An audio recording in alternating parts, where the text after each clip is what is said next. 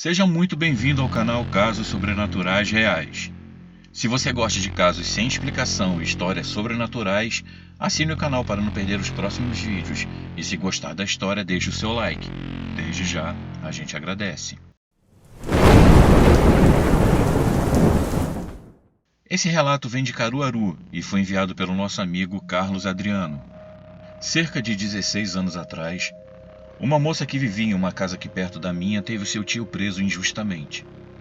O que se contou na época era de que ele havia assaltado e matado uma senhora que havia acabado de sacar uma grande soma em dinheiro em um banco da cidade. O caminho para a casa da senhora passava por um terreno bem deserto e pouco iluminado, e foi lá que a pobre mulher foi cercada. Acharam o corpo dela somente 4 dias depois, jogado em um matagal muito longe dali, com marcas de tortura e um corte feito à faca na garganta da coitada. O que fez com que o tio dela ter sido acusado pelo crime foi o fato dele trabalhar no banco onde a senhora sacou o dinheiro. Ele era o segurança da agência e ficava na porta, liberando a entrada das pessoas. As câmeras de segurança mostraram ele entregando uma caixa de sapatos para que a mulher guardasse as notas, que eram muitas. Ele explicou na delegacia que apenas havia oferecido ajuda e que havia ficado preocupado com aquela mulher carregando aqueles maços de dinheiro pela cidade, guardadas apenas dentro de um saco plástico transparente. A cidade, embora fosse muito tranquila na época, ainda assim poderia despertar a cobiça de alguma pessoa mal intencionada. Mas nada disso adiantou, e ele acabou sendo detido quando não soube explicar onde estava na hora do crime.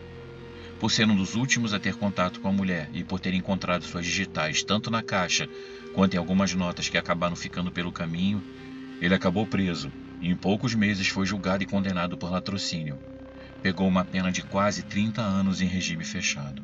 Depois de várias tentativas mal-sucedidas de fuga e uma vida difícil na prisão, onde ele era espancado quase que diariamente, passava fome, sede e muitas vezes não conseguia sequer dormir, ele acabou tirando a própria vida, se enforcando com uma corda feita de lençóis. O corpo foi encontrado em um pequeno depósito onde se trancou enquanto os guardas batiam na porta mandando que ele abrisse. Ele enrolou a corda no pescoço e prendeu em uma grande estante de ferro. Depois subiu uma caixa de madeira e deixou o corpo cair, ficando pendurado ali até morrer. Quando conseguiram arrombar a porta, já encontraram um corpo sem vida. Ainda chamaram o médico do presídio, mas ele nada pôde fazer a não ser constatar a morte e pedir que removesse o corpo dali e levassem para o IML. Dizem que ele desistiu de viver, já que nunca conseguiria provar que era inocente. Haja visto que a única testemunha do suposto crime que ele havia cometido havia morrido pouco depois do tio dela ter sido preso, e por isso ele acabou condenado, já que não havia ninguém que testemunhasse a seu favor. A tal testemunha era um morador de uma das casas próximas ao terreno onde tudo aconteceu, e ele jurou ter visto um homem com uma descrição totalmente diferente da do tio dela seguindo a senhora e abordando mais à frente. Em poucos dias o homem também foi encontrado morto. A polícia não concluiu até hoje esse caso pela total falta de pistas sobre o acontecido. Depois de 6 meses da morte dele, começaram a acontecer algumas coisas estranhas na casa dessa minha amiga. Cadeados voavam, pratos caíam no chão e se quebravam, facas eram arremessadas de um cômodo para o outro e até pedras caíam no telhado. Os moradores da casa e até os vizinhos começaram a ficar assustados e chamaram os bombeiros. Depois chamaram a polícia e por fim chamaram padres e pastores, mas nada adiantou.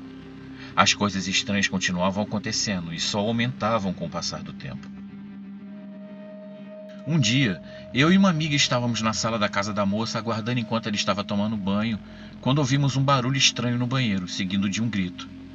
Na hora corremos para o banheiro e quando chegamos lá, a moça estava em prantos, muito assustada, falando que havia ouvido passos dentro do banheiro e um som agudo que parecia uma respiração ofegante. E além disso, ela sentia um cheiro muito forte de alguma coisa podre. Com muito custo, conseguimos fazer ela se acalmar. Ela foi para o quarto se vestir e então ouvimos mais um grito. Quando fomos lá ver o que era de novo, vimos um vulto escuro saindo rápido do quarto, indo em direção à parede e desaparecendo por dentro dela.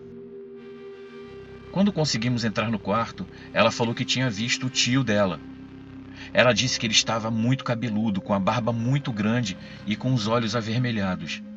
Ele tinha uma grande marca no pescoço e o olhar perdido, como se estivesse pedindo ajuda, ou como se implorasse para acreditássemos que ele era inocente. Dava para ver no rosto dele que ele estava sofrendo.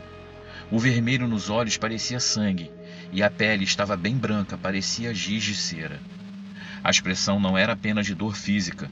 Ela nos contou que dava para ver que a alma dele estava sofrendo. Era uma dor que ultrapassava o limite do corpo e havia se instalado no lugar mais profundo do seu espírito. Depois disso, a moça foi levada para um hospital com uma forte crise nervosa, e um padre foi chamado para benzer a casa. E enquanto ele estava rezando, 2 facões caíram do lado dele e quase o atingiram. As luzes da casa piscavam sem parar, e uma chuva de pedras atingiu o telhado, quebrando muitas telhas. O cheiro de podre havia voltado e impregnou toda a casa. O padre disse que em toda a sua vida nunca havia visto nada parecido com aquilo. A moça jamais se recuperou. Ela vive hoje internada em um hospital psiquiátrico e as pessoas que vão visitá-la contam que ela tem um olhar vazio e não responde a nada que lhe é perguntado. Ela só consegue dormir quando toma algum remédio, e dizem que mesmo assim ela acorda gritando no meio da noite dizendo que o tio Daddy estava lá e que queria levá-la com ele. Até hoje, ninguém quer comprar ou entrar naquela casa. As coisas que aconteciam lá diminuíram bastante, quase pararam, mas de vez em quando ainda acontece alguma coisa estranha lá dentro. Os vizinhos contam que ouvem barulho de louça quebrando e portas batendo, além do cheiro de podre que toma conta do ambiente, mesmo a casa estando vazia há muito tempo. Isso tudo aconteceu quando eu tinha 17 anos. E foi a partir daí que eu, que sempre fui cético e achava que vultos e aparições eram pura invenção ou apenas uma forma de chamar atenção, comecei a acreditar no sobrenatural. Eu sei bem o que eu vi naquele dia. Muitas pessoas disseram que tudo deveria ser fruto da nossa imaginação e que essas coisas não existem. Eu sempre fui um homem centrado e equilibrado, e nunca pedi para ver essas coisas, nunca invoquei espíritos e nunca brinquei com nada disso. Eu tenho o maior respeito pelo mundo espiritual. Até hoje, quando eu fecho os olhos, eu consigo ver aquele vulto negro entrando pela parede e sumindo.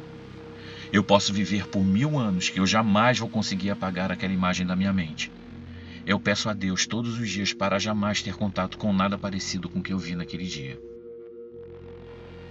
Eu espero sinceramente que você que está ouvindo esse meu relato não duvide de nada, pois muita coisa está além da nossa compreensão, e nós não sabemos absolutamente nada do que se passa no mundo espiritual. Antes então de julgar os outros, peça a Deus para proteger você e manter essas coisas longe da sua vida, pois a gente nunca sabe como vai reagir e nem como a nossa vida seguirá depois disso tudo.